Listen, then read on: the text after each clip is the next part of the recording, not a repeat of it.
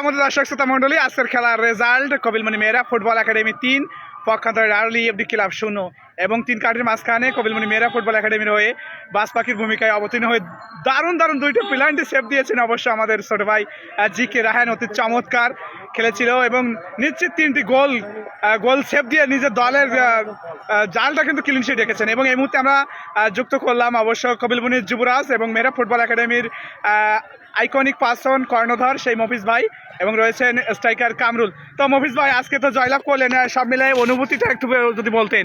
আসসালামু আলাইকুম। ইনশাল্লাহ অনেক আমাদের প্লেয়াররা অনেক ভালো খেলছে, ইনশাল্লাহ আগামীতে আরো ভালো করবে, ইনশাল্লাহ বাকিটা আল্লাহ ভরসা।